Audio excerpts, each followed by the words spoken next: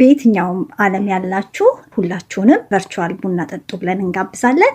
ማውራት ከፈለጋችሁ፣ ሀሳብ ማካፈል ከፈለጋችሁ፣ ቡና መጠጣት ከፈለጋችሁ ከኛ ጋራ ወይም እናንተ ቡና ጠጡ ብላችሁ ከጋብዛችሁን ለሁለቱም ፈቃደኞች ነን።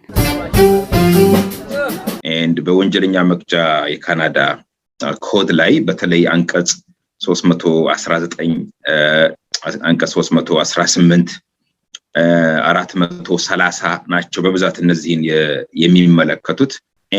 እዚህ ሀገር ይሄ የጥላቻ ንግግር የጥላቻ ድርጊት ጥፋቶች በሁለቱም ሊያስቀጡ ይችላሉ። እስከ 6 ወር በሰመሪ ከሆነ በዛኛው ከሆነ ደግሞ እስከ 5 ዓመት ሊያሳስሩ ይችላሉ።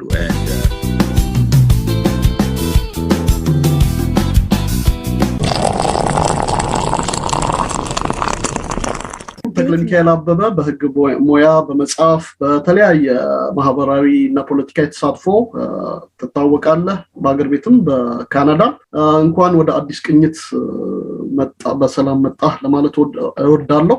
ዛሬ በካናዳ የሪመምብራንስ ዴይ ይባላል። የመታሰቢያ ወይም የሰማዕታት ቀን ነው የምንለው። የሰማዕታት መታሰቢያ መቼም ለሀገራቸው ዋጋ የከፈሉ ሰዎች የሚታሰቡበት፣ ደማቸውን ያፈሰሱ አጥንታቸውን የከሰከሱ ሰዎች ዋጋቸው ተረስቶ እንደማይቀር የሚረጋገጥበት ዕለት ነውና በሀገራችን ፓፒ አርገናል። እናንተ ፓፒ አርገናል እንግዲህ ምክንያቱም ከፊል ጎናችን ካናዳዊ ነው፣ እንግዲህ ትውልድ ሀገራችን ኢትዮጵያ ነው።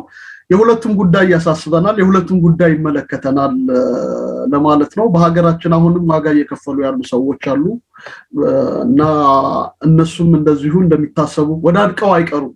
መቼ ተረሱና የወዳደቁት ነው የምትለው አይደለም ጂጂ? ስለዚህ አይቀሩም እንላለን። አንተም አስታውሳለሁ የወታደር ልጅ ነህ እና አባትህ ዋጋ ከፍለዋል ለሀገራቸው በጊዜያቸው። ወንድሞቼም ጭምር እንጂ ሁለት ወንድሞቼም አንደኛና ሁለተኛ ዙር ዘምተዋል። በየትኛው በመጀመሪያው ጦርነት ማለት ነው? በሲቪል ዋሩ በ1970ዎቹ? በ1976 ነው የጀመረው። አንደኛ 76 77 ከዛ 78 ሁለተኛው ወንድሜ በብሔራዊ ውትድርና ዘምተዋል። ይሄንን ካስታወስን ዘንዳ እንግዲህ ሰሞኑን ደግሞ ባለፈው ቅዳሜ አርብ ለቅዳሜ አጥቢያ በዚሁ በከተማችን ዌስት ኢንድ አካባቢ ያለው የላሊበላ ሬስቶራንት ጥቃት ተፈጽሞበታል። የጥላቻ ጥቃት እንደሆነ ነው ባለቤቶቹም ያስታወቁት። እኔ ጥሩነህ ነኝ። እዚህ ቶሮንቶ የላሊበላ ሬስቶራንት ነው። ሬስቶራንታችን የኔ ወንድሜ ነው እና መተው ሰብረውት ፖሊስ ተጠራ። በጠዋት ሌሊት መጥቶ ሰብሮት ያው ጎንደር ናቸው አማራ ናቸው እየወጉን ነው ምናምን የሚል እየተናገረ እየተሳደበ እየዛተ እየፎከረ በብረቱ እያነሳ ድንጋይ እያነሳ ቀጠቀጠው። ይሄው እንደምታዩት ይሄን ሰበረ። ሰዎች ፖሊስ ነው የደወለልኝ በጠዋት። ሰውየው ተይዟል፣ በፖሊስ ቁጥጥር ስር ውሏል። እየተከታተሉት ነው። ለዲቴክቲቭ ያው ሪፖርት አድርጌያለሁ። ፖሊስ ህግ አንፃር በሰው ሀገር እንግዲህ ስንኖር ኢትዮጵያ ውስጥ የሚከናወን ማንኛውም ነገር በዚህ ባለነው ማህበረሰቦች ላይ የራሱ ውጤት አለው፣ የሚያስከትለው ተጽዕኖ አለና እንዴት ነው ከህግ አንፃር እንዲህ ያሉ ጥቃቶች እንዴት ነው የሚታዩት? ምን አይነት የህግ እይታ ነው ያለው? አመሰግናለሁ ገዛኸኝ። ልክ ነህ። እኔም ዜናውን ስሰማ ደንግጫለሁኝ። በተለይ ግን ከወራት በፊት እንደዚህ ዋሽንግተን ዲሲ እና ቨርጂኒያ አካባቢ ያሉ የኢትዮጵያውያን ቢዝነሶች እንደዚህ አይነት ተመሳሳይ ጥቃት ደርሶባቸው ነበረ። ሆን ተብሎ የተቀነባበረ በሚመስል መልኩ እና እኛ አካባቢ እንኳን በተወሰነ መልኩ በንጽጽር በፊትም ያኔ አብይም ሳይመጣ በፊት በነበሩት ዓመታት እኛ አካባቢ የተወሰነ ቶለራንስ አለ ቱ ኢች አደር። ተቃዋሚ የመንግስት የሆኑ ደጋፊ የሚሆኑ አብሮ መብላት መጠጣት አንድ ላይ መዋል እንዲህ አይነት ቫዮለንስ ያለበትና ጥላቻ ሄት ያለበት አይነት ድርጊት ንግግርም አናሳ ነበረ በንጽጽር። ይሄኛው እንደተባለው ከሆነ ልጁ አንዳንድ ጸያፍ ንግግሮችን የጥላቻ ንግግሮችንም ሲናገር ነበረ።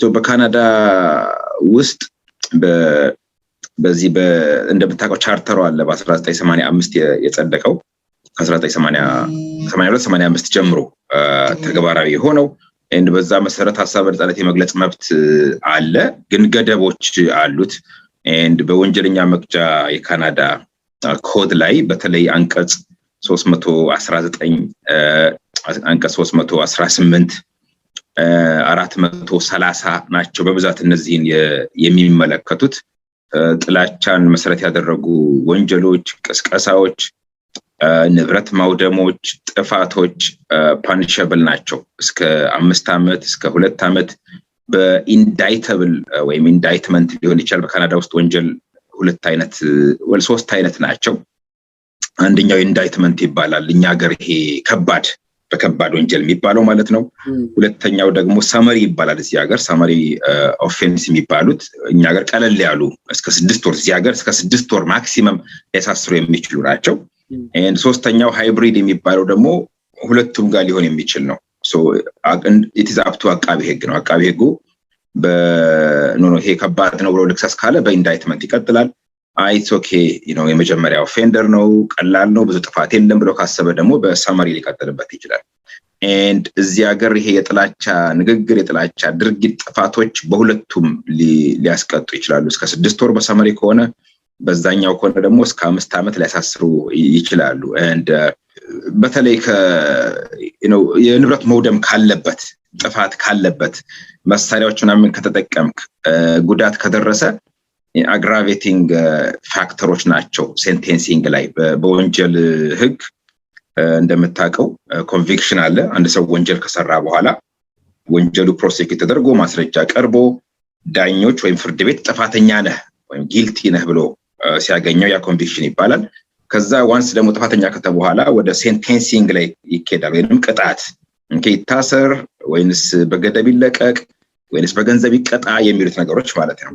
ሶ ንብረቶች ማውደም ኢንጁሪ ጉዳት ማድረስ በሚስቺፍ ያስቀጣሉ አሁን በላሊበላ ሬስቶራንት ላይ የደረሰው ጥቃት በሚስቺፍ ሊያስቀጣ ይችላል at the same time ደግሞ በጥላቻ ድርጊትም ሊያስከስስ ይችላል ወይም በሄት ክራይምም ሊያስከስስ ይችላል and አግራቬትም ያደርገዋል ጥፋቱን ቅጣቱን በተለይ እንደተባለው ጸረ አማራ የሆነ ንግግር ተናግሮ ከሆነ ማስረጃ ካለ ከተረጋገጠ of course maybe በስካር መንፈስ ሊሆን ይችላል ያደረገው ወይም አስቀድሞ የተቀናጀ ኦርጋናይዝድ የሆነ ክራይም ነው ወይስ ድንገት ነው በስፖንቴኒየስሊ የሆነ ኢምፐልሲቭ በሆነ መንገድ እዛው የተፈጠረ ነው ቁርሾ ቂም ይዞ ነው ከዚህ በፊት ብዙ ነገሮች እንግዲህ ከግምት ገብተው አግራቬት ሊያደርገው ይችላል ማለት ነው ሶ በአጠቃላይ አንአክሰፕተብል ነው ካናዳ ቶለሬት የማታደርገው ነው of course ያው ተከሳሾችም እንደምታውቀው ደስ የሚለው የሩል ኦፍ ሎው ዲፈረንሱ እኛ ሀገርና እዚህ ምንድነው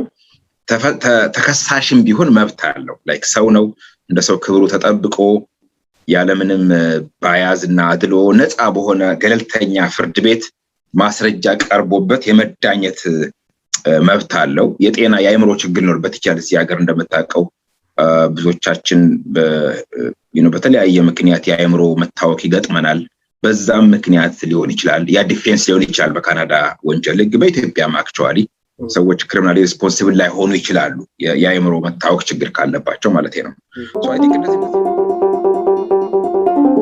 እየተከታተላችሁ ያላችሁት የአዲስ ቅኝትን የሚዲያ አገልግሎት ነው እኛ ነፃ የሐሳብ ልውውጥ እንዲኖር ከመገፋፋት መሳሳብ ከመራራቅ መቀራረብ እንዲፈጠር ጠንክረን እንሰራለን እናንተ ላይክ ሼር እና ሰብስክራይብ በማድረግ የማህበረሰብ ሚዲያ አጋርነታችሁን አረጋግጡ አዲስ ቅኝት የሚዲያ አገልግሎት እንግዲህ እንዳልከው አሁን በዚህ ወቅት አሁን ባለንበት ሀገራችን ባለችበት ሁኔታ አንፃር በጣም በርካታ ነገሮች ሊከሰቱ ይችላሉ ነገር ግን መሰረታዊው የህግ ዋናው ዓላማ ጥፋት ሳይፈጠር በፊት ማስተማርና ወንጀል ሳይፈጠር በፊት ማስቀረት ነው ወንጀል ከተፈጠረ በኋላ ያው ወደ መቅጣት ነው የምንሄደውና ካለንበት ሁኔታ አንፃር ከምንድነው የኛ ማህበረሰብ ሊወስዳቸው የሚገባቸው ጥንቃቄዎች እርስ በርስ ባለን ግንኙነት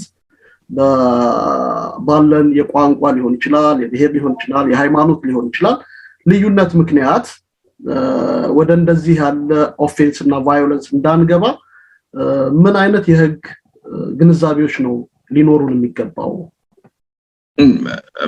ጥሩ ጥያቄ ነው ያነሳው ገዝሽ አይ ቲንክ ፈርስት ኦፍ ኦል ያው እንዳለመታደል ሆኖ እንደዚህ አይነት ጦርነት ውስጥ ብንገባም ይሄ ቀን ያልፋል። ኢትዮጵያ ከዚህ በፊት ብዙ ጦርነቶችን አሳልፋለች አይደል? በእኛም እድሜ በአያት በቅድሚያቶቻችንም ጊዜ አፄ ዮሐንስ፣ አፄ ሚኒሊክ፣ አፄ ቴዎድሮስ ሁሉ በየጊዜው ኢትዮጵያ ውስጥ በጦርነት በጋብቻ በንግድ አይደል ኢትዮጵያ የሰፋች እየጠበበች እያደገች የኮሰመነች የመጣችው። ሶ አይ ቲንክ ይሄ ጊዜ ስለሚያልፍ ጊዜ የማይሽረው አይነት ጠባሳ አይነት የሚፈጥር ንግግር ውስጥ ድርጊት ውስጥ መግባት ጥሩ አይደለም።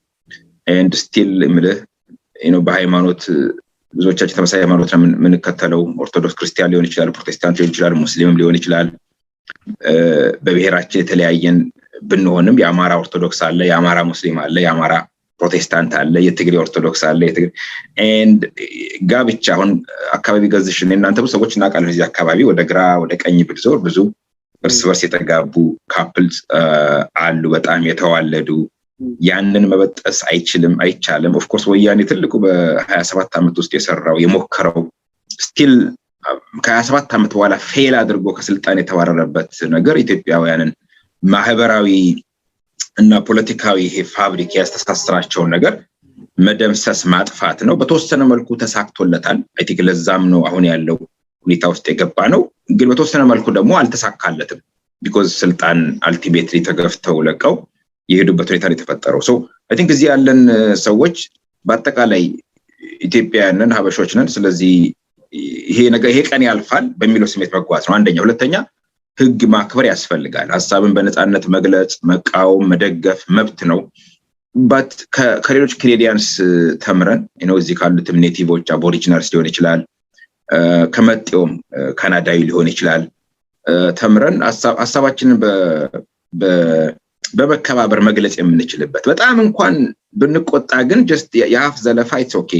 በተለይ ፊዚካል የሆነ ቫዮለንት የሆነ ነገር ውስጥ መግባት ወንጀል ይፈጸማል፣ ሰው ነፍስ ያልፋል፣ ይጠፋል፣ ህይወት ይጠፋል። ስለዚህ አይ ቲንክ እንደሱ ነገር መታቀብ አለብን። ከዛ በላይ ግን ፖሊስ ላይ ኢትዮጵያ ውስጥ ትልቁ ያየሁት ችግር አይ ቲንክ ፖሊስ እዚህ ሀገር ፖሊስ ሲስተም ላይ ሪላይ ማድረግ መቻል አለብን። አንዳንድ ጊዜ ባሮችም ውስጥ ስንሄድ ግጭቶች ሲፈጠሩ ኢትዮጵያን ወንጀሎችን ከማጋለጥና ከሪፖርት ከማድረግ ይልቅ የማድበስበስ የመደበቅ በሽምግልና እንፍታ የማለት and ማታ ሲደባደብ ሲፈነክት የነበረ በጩቤ ሲወጋ የነበረ ሰው ጠዋት መጥቶ እግር ላይ ይወድቃል።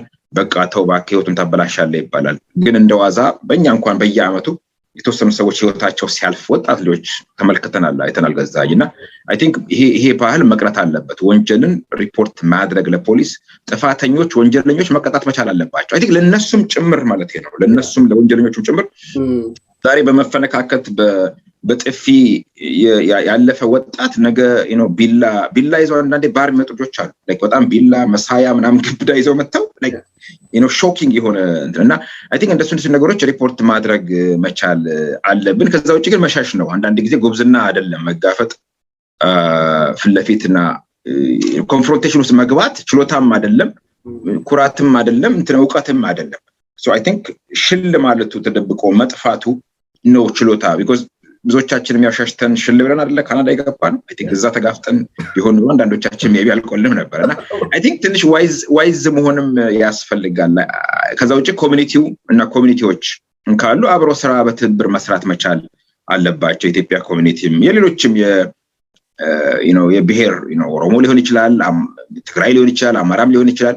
አይ ቲንክ አንዳንድ ኮንቨርሴሽኖችን ስቲል መቀጠል አለብን ብዬ ነው የማስበው። ኦንጎይንግ ኮንቨርሴሽን እንጂ ተቆራርጠናል የሚባል ነገር መኖር የለበትም። ኦኬ ባክ ሆም በተወሰነ መልኩ እንትሩም የላቸውም። ሀገር ቤት ውስጥ ጌታቸው ረዳና አብይን ተነጋገሩ እንደዚህ አድርጎ ብትላቸው ሜቢ ብዙ ባሪየርስ አሉ። በዚህ ሀገር እናንተን ከመነጋገር የሚያግደን ምንም አይነት in my opinion የግል ኢጎ ካልሆነ በስተቀር ምንም ባሪየር የለም። ሚንሶ አለ፣ በአካል መገናኘት የለብንም። ኢንተርኔት አለ፣ አክሰስ ቴሌፎን አለ፣ ኮፊ ሾፖች አሉ። and ወደ መንግስትም ፕሮጀክትም ቀርጸን ብንጠጋ ፈንዲንግ እንትኖችም ኦፖርቹኒቲዎችም ሊኖሩ ይችላሉ። አክቹዋሊ እንደዚህ አይነት ስራዎች ላይ በደንብ ከሰራንበት ሶ አይ ቲንክ ኮንቨርሴሽኑ ስቲል መቀጠል አለበት ባይ ነኝ እንጂ አገር ቤት ያሉ የትግራይ ሰዎችና የአማራ ክልል ሰዎች ስለተቆራረፉ የነሱን ኩርፊያ ኢምፖርት አድርገን እኛም እዚህ መኮራረፍ አለብን ማለት አይደለም። ኮንቨርሴሽኑ ኢንጌጅመንቱ መቀጠል መቻል አለበት። because at the end of the day የጣፈንታችን የተሳሰረ ነው እና ኤክስፒሪየንስ ከዚህ በፊትም አልፈንበታል። በኤርትራውያን ጋር በነበረን ግንኙነት ጦርነት ተከስቶ ያውቃል። ይሄው አይነት ሁኔታ ተፈጥሮ ያውቅ ነበረ እና ያን ጊዜ አልፈንበታል እና ልምድ የሌለን አይደለም። ባክግራውንድ አለን፣ ኤክስፒሪየንስ አለን። ስለዚህ ያንን መሰረት አድርገን ዛሬ የተፈጠረውን ነገርም በዛ ልምድ መሰረት ለመወጣት መሞከር አለብን። ዞሮ ዞሮ ግን ማህበራዊ ኃላፊነቶች ሊሰማቸው ግለሰቦችም ይሁኑ ተቋማት በዚህ ላይ ሊሰሩ ይገባል። እናንተ አሁን ተሰራበት የነበረ ድርጅት አለ፣ የሰብአዊ መብት ላይ ይሰራ የነበረ ድርጅት አላቅም አሁን ባለው ሁኔታ ምን ላይ እንዳለ። ይሄንን አያይዘህ በአገር ቤት የወጣውን የሰብአዊ መብት ሪፖርት የዩናይትድ ኔሽን እና የኢትዮጵያ ሰብአዊ መብት ኮሚሽን ያወጣውን የሰብአዊ መብት ሪፖርትም እግረ መንገድህን ብታነሳልኝና የሰብአዊ መብትን በተመለከተ በኮሚኒቲ ሌቭልም ሆነ በአገር ደረጃ ምን መሰራት አለበት፣ ማህበረሰባችን ምንድነው መገንዘብ ያለበት፣ መገዳደል፣ መጨካከል፣ የሌላውን ህይወት እስከ ማጥፋት የሚዘልቅ የሌላውን ራይት እስከ መድፈር፣ አሁን ቀላል ከሆኑ ጉዳዮች አንዱ ሴቶችን መድፈር፣ ህፃናትን መግደል፣ ማፈናቀልና ለአእምሮ የሚከብዱ ወንጀሎች እየተፈጸሙ ነው በዚህም በዛም ወገን እና እንዲህ ያለው ነገር ደግሞ የሚመጣው ከግንዛቤ ማነስና ለሰብአዊ መብት በቂ ክብር ካለመስጠት ነው። ስለዚህ ከዚህ አንፃር የወጣውን ሪፖርትም እይልኝ እዚህ ሀገርም ምን መስራት አለብን ከሰብአዊ መብት አንፃር የሚለው አይ ቲንክ አንዳንድ ጊዜ በጣም የምትሰማቸው ወንጀሎች እኮ ገዝሽ ወንጀል በየትኛውም ሶሳይቲ ውስጥ አለ፣ በየትኛውም ኮሚኒቲ ውስጥ አለ። ኢትዮጵያም አሁንም ጥንትም ከወንጀል የጸዳ ነው ማለት አንችልም። ግን አንዳንዶቹ ወንጀሎች በጣም ዊርድ፣ በጣም እንደ አቦሚኔሽን ናቸው። በጣም በኢትዮጵያ ባህል ውስጥ ሃይማኖተኛ 90%፣ 99%፣ 97% ምናምን የኢትዮጵያ ህዝብ ሃይማኖተኛ ነው። የክርስትና፣ የእስልምና፣ ይሄ ዋቀ ፈቻ የአካባቢ እንትን ሊሆን ይችላል እና በጣም ነውር የሆኑ ታቡ የሆኑ የማይደረጉ ወንጀሎች ናቸው ሲፈጸሙ የምትመለከታቸው። ኤንድ ግፍም ነው። በተለይ በኢትዮጵያ ውስጥ በኢትዮጵያ አንዳንዶቹ ኮሚኒቲ ስትሄድ የወደቀ ሰው ራሱ አትመታም፣ ራይት አትገልም፣ ወር ሴቶችን ህፃናትን ምናምን ነገር አትገልም። አሁን የምትሰማቸው ወንጀሎች ግን በጣም አንኢትዮጵያን የሆኑ በጣም ከኢትዮጵያ ውጭ ውጭ የሚሆኑ ወንጀሎች ናቸው። the good thing ወንጀሉ ተራው ህዝብ ጋር ጠልቆ አልገባም ነበር ለረጅም ጊዜ። እንግዲህ አሁን ሪሰንትሊ የተፈጠረው ነገር ወደ ተራው ህዝብ እንዲወርድ ካላደረገው ኤሊቱ ጋር ነበር አብዛኛው የጭካኔ የተሞላበት ወንጀል። በእኛ እድሜን ብታስታውስ በደርግም ሰዓት ከዛም በኋላ ኢህአዴግ ከመጣ በኋላ ይሄ ልሂቃኑ ኤሊቲስቱ ጋር ነው እንጂ ተራው ህዝብ የኔና ያንተ አባት ጥቃቅን ግጭቶች ሊኖሩ ይችላሉ። ኦኬ ካልቸራሊ ይሄ ደም መልስ ነው ብቀላ የወንድሜን ደም ለመልስ እና የሚሉ ነገሮች ነው ይችላሉ። ግን አብዛኛው እንደ ማህበረሰብ ግን አብዛኛው ህዝብ ፈሪሃ እግዚአብሔር ያለው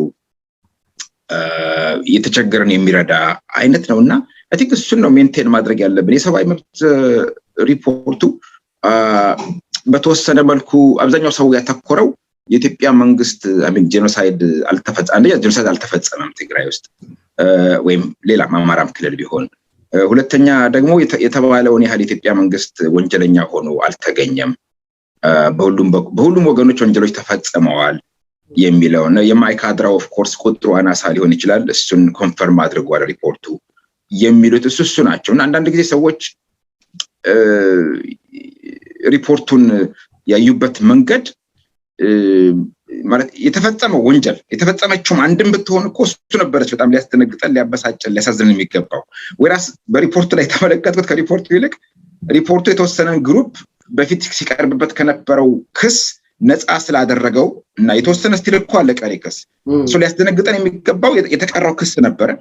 ግን አንፎርቹኔትሊ ሰዎች ኖ ጄኖሳይድ አልተፈጸመም በት ጄኖሳይድስ መሆን አለበት ወይ? አንዳንድ ጊዜ ሰዎች ዘለው ጄኖሳይድ ሲሉ በሁሉም ኮሚኒቲ ያሉ ማለት ነው። ይገርመኛል። ጄኖሳይድስ ባይሆን ጀስት ተራ ወንጀልስ ሰዎች ጄኖሳይድ ሌቨል ላይ ሳይደርስ የሰብአዊ መብት ጥቃት ግድያ ከተፈጸመ እሱ ሊያሳዝነን አይገባም። አይ ቲንክ በጣም ቬሪ ሳድ ነው። ሪፖርቱ ፖለቲካሊ ስትመለከተው የተወሰኑ ወገኖች ደስ ይላቸው ይችላል ነፃ ስላደረጋቸው ወይ በከፊል ነፃ ስላደረጋቸው ለኔ ግን እሱ ፓርት ሳይሆን በአጠቃላይ ይሄ ደረጃም ራሱ መድረሳችን ይሄ አይነት ወንጀል መፈጸሙም ራሱ እሱት እጅግ በጣም አሳዛኝ ነው። አይ ቲንክ ሶሳይቲ ውስጥ ያሉትን ተቋማት ማጠናከር ያስፈልጋል። በተለይ የአካባቢ ሽማግሌዎችን ሸንጎችን at the end of the day ህዝቡ ነው የህዝቡ አሁን ነጌሌ ብዙ ጊዜ ምሳሌ ሰጣለሁኝ እኔ ነጌሌ ናቸው ቤተሰቦች አርሲ ነጌሌ አርሲ እንደምታውቀው and ከዚህ ሲሄድ የዛሬ 19 ዓመት 20 ዓመት በኋላ ነው የሄድኩት እና ሲሄድ በጣም ፍራቻ የዛሬ ዓመት ካስታወስ ካጫሉ እንዴሳ ተገሎ አርሲ ነጌሌ ዝዋይ ሻሸመኔ ምናምን ብዙ ወደ 40 የሚደርሱ ወረዳዎች ውስጥ ከፍተኛ ጥፋት የደረሰበት ከ200 በላይ ሰው የተገደለበት ኢንሲደንት ነበርና ከዛ አንፃር ነው በጣም በቃ ሶሳይቲው ተከፋፍሎ አይን ለአይን የማይተያይ አይነት አድርጌ ነበር አስቤ ያልኩት but you know when I got there society was still intact ነው ይሄ ተራው ህዝብ የኛ ቤተሰቦች ጎረቤቶቻችን እድሩ እቁቡ ማህበሩ ይሄ ጽዋል እንዳለ ነው በጣም በቃ ገበያው የሰው ኢንተራክሽን ያን የተሰራውን ወንጀል ጥፋት ሁሉ አልፎ ይቅር ብሎ ሙቭ አድርጓል ይገርማል ማለት ነው so still ሶሳይቲ ውስጥ ልናሳድጋቸው ሃርነስ ልናደርጋቸው የሚገቡ ይሄ የቆዩት እንትን አሴትስ እና ምንድነው እሴቶች እንዳሉ ናቸው ይገርማል so መንግስት እነሱን የሚያድጉበት የሚበላሸው ምንድነው ይሄ ፖለቲካው ደብለቅ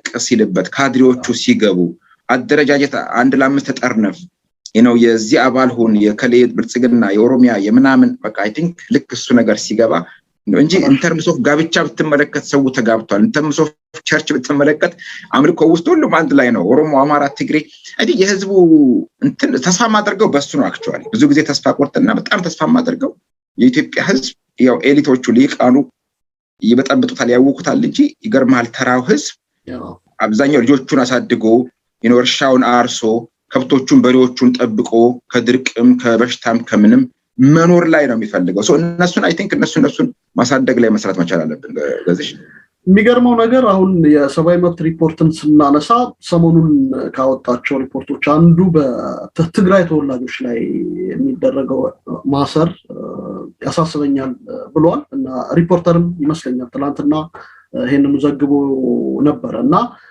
ዞሮ ሪፖርተር የዘገበውንም ዘገባ ማስረጃ ጠቅሶ ሰዎች አናግሮ ነው የዘገበው ግን ያው እንደምታውቀው የሪፖርተር ባለቤት አማራ አረጋዊ ቀደም ሲልም ቲፒኤልኤፍ ስለነበረ ያው ትግራይ ተወላጅም ስለሆነ እሱ ያለውን ፖለቲሳይዝ ማድረግ ማለት ነው በዚህም በዛም ወገን ከጉዳዩ ይልቅ ሰብአዊ መብት ከመጣሱ ይልቅ የሰዎች ራይት ከመጣሱ ይልቅ የሚያሳስበን ማናለው የሚለው እየሆነ እውነታውን የሸሸን ስለሆነ ከዚህ አንፃር በትግራይ ተወላጆች ላይ የሚደርሰው እስር ወደፊት የሚኖረውን ግንኙነት ሊያበላሸው ሳይችልም ወይ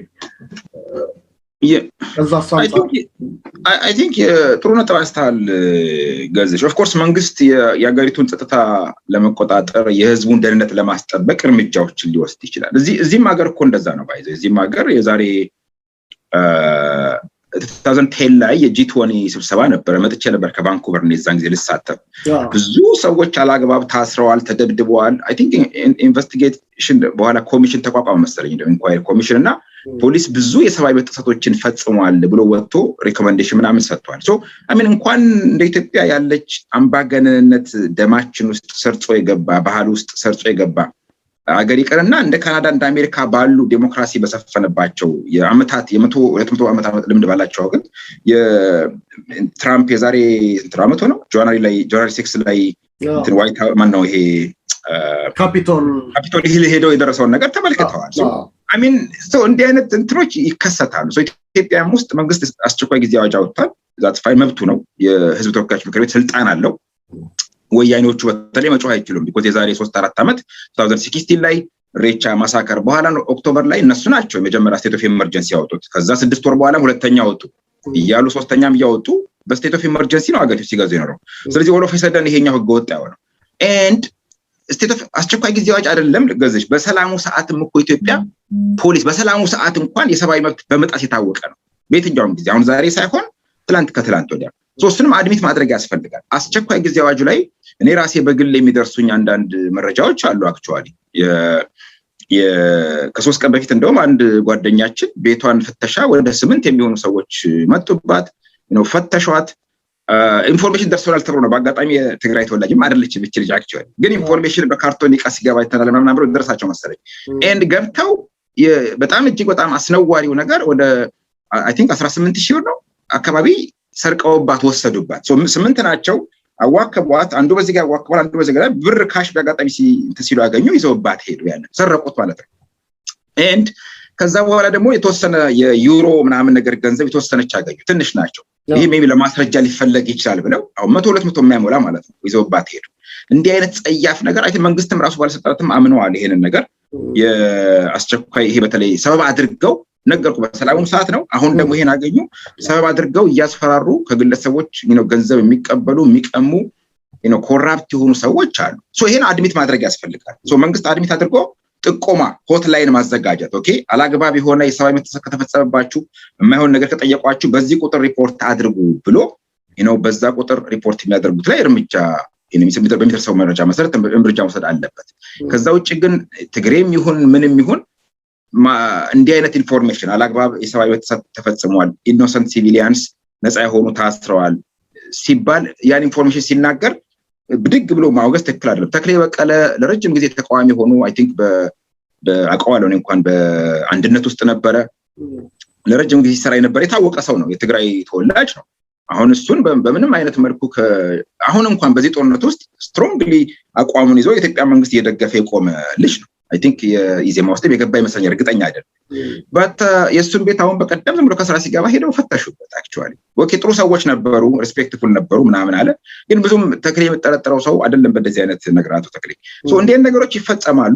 ሰዎች ሲናገሩ ግን ለምን ተናገራችሁ እያሉ አፍ ማዘጋት ትክክል አይደለም። የሰብአዊ መብት ጥሰትም ይፈጸማል። በጣም አድሚት ማድረግ ያስፈልጋል። እናስተካከለን፣ ሬሜዲ እናደርጋለን። ቢኮዝ ካልቸራሊም እንትኗል ይሄ የህግ የበላይነት አልገባም። ምናልባት እኮ በ1970ዎቹ ምልህ ማን ረሳው የቅርብ ዘመን ትዝታ አለን። በቀይ ሽብር ዘመን የወጣው አዋጅ እንዳለ ሆኖ የነጻ እርምጃ ሰዎች በቂም በቀል በግል የጠሏቸውን ሰዎች ባገኙት የፖለቲካል ፓወር አጋጣሚ በመጠቀም ንብረታቸውን የዘረፉ፣ የደፈሩ፣ የገደሉ በርካታ ሰዎች አሉ።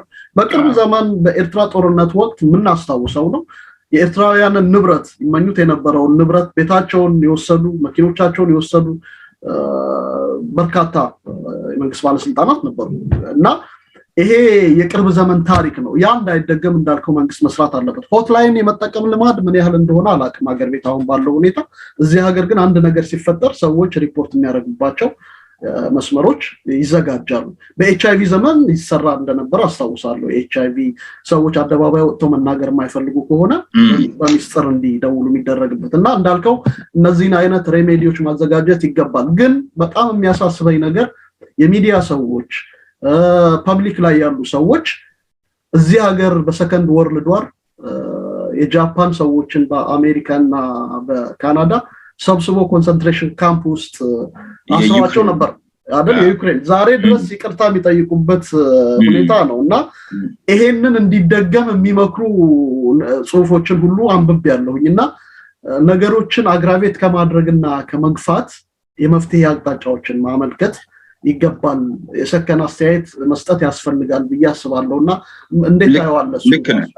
አይ ቲንክ ይሄ ኤክስተርናላይዝ ማድረግ ችግሮቻችን ሌሎች ላይ ብሌም ማድረግ ለኛ ድክመት የኢትዮጵያ ደህንነት እንደተባለው ከሆነ ኦኬ የትግራይ ተወላጆች እንደተባለው ከጁንታው ጋር ተባብረው መሳሪያ ደብቀው ከተማ ውስጥ ተኩሰው ምናምናም ከሆነ ይሄን ያህል ዓመት 3 ዓመት ነበር አይደል ቲፒኤልኤፍ ከስልጣን ከለቀቀ በኋላ ደህንነቱ የማንን ጎፈሬ ሲያበጥር ነበር? ላይክ ምንድነው ስራው? ደህንነቶች እኮ ኢትዮጵያ ውስጥ ስራቸውን ትተው የሀገሪቱን እዚህ ሀገር ኤፍቢአይ አሜሪካ ውስጥ አለ፣ እዚህ ሀገር ነሲሰሶች አሉ፣ እንደ የአርሲኤምፒዎች አሉ፣ የሎካል ፖሊስ ኦፊሰሮች አሉ። ከስራቸው የህዝቡን ሴኩሪቲ የዕለት ተዕለት ማስጠበቅ ነው። ስለዚህ 24 ሰዓት አለርት ሆነው ይከታተላሉ። መረጃ ካለ ለሚመለከተው ያቀርባሉ፣ ኢንቨስቲጌት ይደረጋል። ከሽብርተኞች ይመጣ ሊሆን ይችላል፣ የሳይበር አታክ ሊሆን ይችላል። የኢትዮጵያ ደህንነት ምን ሲሰራ ነበር? ይሄ ሁሉ ነገር ኬላው ላይ በየከተማው እያስቆሙ ሲፈትሹ ምን ሲያደርጉ ነበር? እየተከታተላችሁ ያላችሁት የአዲስ ቅኝትን የሚዲያ አገልግሎት ነው። እኛ ነፃ የሐሳብ ልውውጥ እንዲኖር ከመገፋፋት መሳሳብ ከመራራቅ መቀራረብ እንዲፈጠር ጠንክረን እንሰራለን። እናንተ ላይክ፣ ሼር እና ሰብስክራይብ በማድረግ የማህበረሰብ ሚዲያ አጋርነታችሁን አረጋግጡ። አዲስ ቅኝት የሚዲያ አገልግሎት እዚህ ኮራፕት ናቸው። ኢትዮጵያ በተለይ እንደሰማሁት ሪሰንትሊ አንድ የቅርብ ደህንነቶች ጋር ቅርበት ያለው ሰው እንዳጫወተው ከሆነ በተለይ ሪሰንትሊ የተሾሙት ደህንነቶች አብዛኞቹ ያተኮሩት ስራቸው ላይ ይሄ ደህንነት የህዝቡን ደህንነት መጠበቅ ላይ ወንጀልን መከላከል ላይ ሳይሆን ሀብት መገንባት ላይ እንደምንም ብለው አስፈራርተው ከጦርነቱም በፊት ማለት ነው ጦርነቱ ከጀመረ በኋላ እያስፈራሩ ሰዎችን እያሰሩ በመኪናቸው እየወሰዱ እያዞሩ እንደዚህ አይነት 3-4 ኢንሲደንቶች ደርሰውኛል ራሴ በመረጃ ደረጃ ማለት ነው። የብር ይቀበላሉ። አንዳንድ ሰው ከታሰረ ቢዝነሱ ይስተጓጎልበታል። እስር ቤት ቀርቦ እንደገና ፍርድ ቤት እስኪቀርብ ምን ሲል ጊዜ ይፈጃል። በዛ ምክንያት በፍራቻ 100,000 200,000 ብር ይሰጧቸው ቤት መገንባት ላይ መኪና መግዛት ላይ አይ ቲንክ እሱ ላይ ነው ያተኮሩት። የኢትዮጵያ ደህንነት ስራውን ሳይሰራ ቀርቶ እንዲህ አይነት አይ ቲንክ ኃላፊነት የጎደለው በእኔ አስተያየት አንዳንድ ጊዜ እኮ በልብ የምታስባቸው ነገሮች አሉ አይደል? እናንተ ስንገናኝ ፕራይቬትሊ እነዚህ ጤላዎች ምናምን ልንል ይችላል ኦር የሆነ ኦሮሞቹ ደግሞ ምንድነው በጣም ነገሮች እኮ አስቸግረውናል ልትል ትችላለህ። but you don't say that publicly ግን ወጥተህ ፖሊሲ አታወጣም ማለት ነው። ትግሬዎች እንደዚህ ሆኑ፣ ኦሮሞዎች እንደዚህ ሆኑ፣ አማራዎች እንደዚህ ሆኑ ብለህ ፖሊሲ አታወጣም። አይ ቲንክ ጥንቃቄ ያስፈልጋል ማለት ነው። sometimes ከጀርባ አንዳንድ ፖሊሲዎችን እንዲህ አይነት አስተሳሰብ ኢንፎርም ቢያደርጉትም እንኳን በአካል ወጥተህ ግን እንደዛ ካልክ ማብቂያ የለውማ። የኔ አክስት የወልዲያ ሰው ነች። አክስት የእናቴ እህት ታናሽ እህት የተጋባችው የትግራይ ሰው ነው። ብርሃን ኪሮስ ይባላል፣ ነፍሱን ይማረው። and so ልጆቿ በሙሉ just ትግራ ባባታቸው ከሄድን ትግሬ ሊደረጉ ነው ማለት ነው። right አክስቴ ልጆች ታስረው ምን ተብለው ምናምን በያሉበት ቦታ ላይ ሊበረበሩ I think ትንሽ ኃላፊነት የጎደለው ትክክል ያልሆነ ነገር ችግር ነው። I think ህዝብን ታርጌት አታረግም። እንትንህን ቴለር አድርግ። የአንድ የሰለጠነ ማህበረሰብ ካናዳን አሜሪካን ስትመለከት ገዝሻውን ወደ ሩል ኦፍ ላይ የሚሄድ ወደ ህግ የበላይነት ላይ ትልቁ የተለየ ሰለጠነ ያሰኛቸው ምንድነው? መፍትሄዎችን ቴለር ያደርጋሉ ለዛች ስፔሲፊክ ችግር በተቻለ መጠን አጥበው የተወሰነን ብቻ የህብረተሰብ ክፍል ብቻ አፌክት እንዲያደርግ አድርገው ነው ህግ የሚያወጡት እንጂ 30 ሙስሊሞች በሴፕቴምበር 11 ላይ አውሮፕላን አፈነዱ ብለ ሙስሊሞች ሁሉ አትልም አክቹአሊ ፖሊሲ ስታወጣ ጽንፈኛ የሆኑ በሚጽፏቸው በሚናገሯቸው በሚያደርጓቸው ድርጊቶች በቪዲዮ በሚለቋቸው ሊሆን ይችላል ያልተገባ ቫዮለንት የሆነ ነገር የሚያስተላልፉትን ብለ ፖሊሲ ልታወጣ ይችላል። ከኢትዮጵያም ጋር በተያያዘ ፖሊሲው መሆን ያለበት ህወሓት ነው in my opinion። ኢቭን አንዳንድ ጊዜ ሰዎች በመንግስት ደረጃ ብቻ አይደለም ገዘሽ ኢቭን በግልም ኮንቨርሴሽን ላይ ለምን ትግሬዎቹ እንደሚሉ I don't understand. You don't say that. You can't say that. Just ህወሓቶች ካልክኮ ህወሓት ራሱን አይደንቲፋይ አድርጓል እንደ ድርጅት ማለት ነው። ህወሓትና ሜቢ ደጋፊዎቹን ማለት ትችላለህ። በአጋጣሚ ሆኖ ሁሉም የትግራይ ተወላጆች ህወሓት ከሆኑ ህወሓት መሆናቸው ነው ትግሬ መሆናቸው ሳይሆን ህወሓት መሆናቸውን ችግር ይመጣቸው። I think ፖሊሲው ሲወጣ ህወሓቶችን የህወሓት ደጋፊዎች አባላትን ብለህ ታወጣ ትችላለህ እንጂ የትግራይ ህዝብ ወይም ትግራይ ተወላጆችን እንደዚህ I think በጣም ትክክል ያልሆነ ነው። I don't know ይሄን የሚያደርጉ ጓደኞችን ምን እንደነካቸው I think ብስጭት ይመስለኛል። ፖሊሲ ደግሞ በንዴት አታወጣ like በጣም ተረጋግተህ ሰከን ብለህ ነው እንጂ ካልም በሆንክበት ሰዓት ነው እንጂ በተበሳጨበት በተናደድክበት ሰዓት ፖሊሲ ካወጣህማ I think ወደ ጥፋት ነው የሚከትህ ገዘሽ exactly ቲት ፎር ታት ነው የሚሆነው። በተቻለ መጠን በቅርብ ዘመንም በኋለኛውም ዘመን ይሄው ዛሬ የምናከብረው እንኳን የሪመምበራንስ ዴይ መነሻው የጥላቻ ፖለቲካ ነው። የኔ በልጥ ፉክክር የወለደው ግጭት ነው መጨረሻ ላይ ለሚሊዮኖች መጥፋት ለስንት ቢሊዮኖች ሀብት ውድመት የዳረገውና በሀገራችንም ቢሆን ጦርነት ውስጥ ነን ያለነው ትክክል ነው። ነገር ግን በጦርነት ጊዜ ውስጥም ቢሆን በተቻለ መጠን መሰረታዊ የህግ መብቶችን ሰብአዊ መብቶችን አክብሮ ለመሄድ መጠንቀቅ ይገባል እና በህዝብ የተመረጠ መንግስት ነው አሁን ያለው በሀገር ቤት ምንም እንኳን ወታደራዊ መንግስት አይደለም። አሁን በህዝብ የተመረጠ መንግስት ነው። ምርጫ ተካሄደ የተቋቋመ መንግስት ነው። ስለዚህ በተቻለ መጠን ለሚያወጣቸው ህጎች ዲሞክራሲያዊ ባይሆንም ማለት ነው አይደል? ዲሞክራሲያዊ ማለት አይደለም ነሰርሊ ነው። ገና መንግስቱ አልተቋቋመም እኮ ራሱ ተቋቁሞ እኮ ፋንክሽን ማድረግም አልጀመረም። ምርጫው ተካሄዶ በህዝብ ተመርጦ ኦሬዲ ኃላፊነት ተቀብሏል። ስለዚህ ካሁኑ ጀምሮ ነው ዲሞክራሲያዊ መሆኑን ሰብአዊ መብት የሚያከብር መሆኑን እያረጋገጠ መቀጠል ያለበት ብለን እናምናለንና አይ ሆፕ መነሻችን የባለፈው በላሊበላ ሬስቶራንት ላይ በቶሮንቶ የተፈጸመው ጥቃት ነው። ይሄንኑ መሰረት አድርገን እንግዲህ የተለያዩ መስታወት ጀስት ምናልባት ላልተረዱ ሰዎች ባለፈው ሳምንት የላሊበላ ሬስቶራንት ለረጅም ጊዜ ከ30 ዓመት በላይ የሰራ ሬስቶራንት ይመስለኛል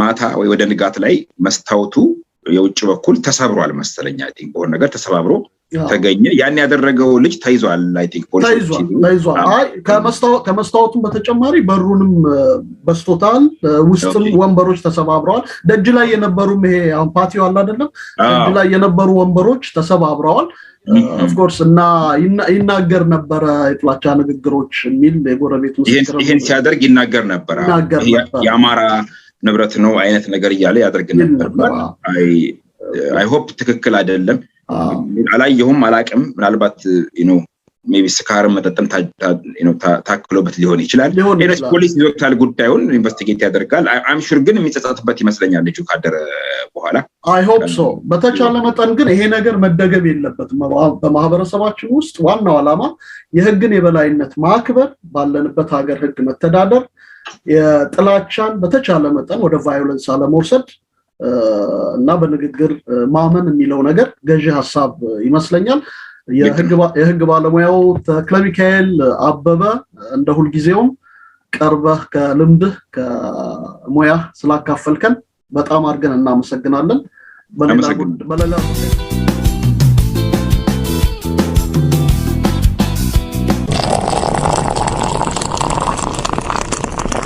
በየትኛውም ዓለም ያላችሁ ሁላችሁንም ቨርቹዋል ቡና ጠጡ ብለን እንጋብዛለን ማውራት ከፈለጋችሁ ሐሳብ ማካፈል ከፈለጋችሁ ቡና መጠጣት ከፈለጋችሁ ከኛ ጋራ ወይም እናንተ ቡና ጠጡ ብላችሁ ከጋብዛችሁን ለሁለቱም ፈቃደኞች ነን